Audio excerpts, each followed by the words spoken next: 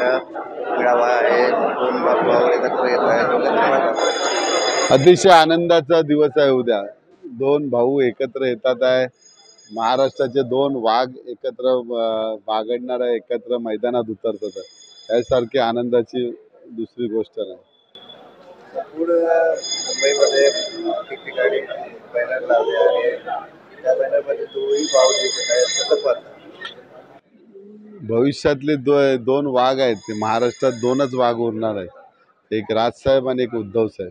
त्यामुळे दोघांचेही सगळीकडे पूर्ण मुंबईमध्ये, आता मुंबई महानगरपालिका असो किंवा महाराष्ट्राची विधानसभा, हे दोन वाघ एकदा एकत्र उतरले तर सगळे बाकीचे बिळात जाणार आहेत.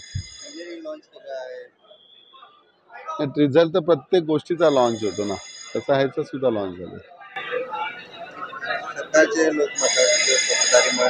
ते म्हणतात की काही फरक पडणार नाही. कसं ते बोलणारच ना, सत्ता आहे त्यांची.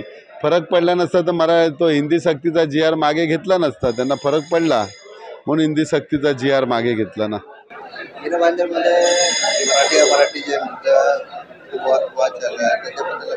नाही, पण उद्धव साहेबांनी सांगितलं की आम्ही मराठीची सक्ती महाराष्ट्रामध्ये मराठीची भाषेची सक्ती करतो. पण एवढे वर्ष हिंदी भाषक असो किंवा इतर भाषे असो, यांना कधी आम्ही दुरावा दिला नाही. त्यांना नेहमी एकत्र ठेवलं आहे. त्यामुळे भविष्यात ते सगळे एकत्र राहणार, त्यांच्यावर कुठलाच अन्याय होणार नाही.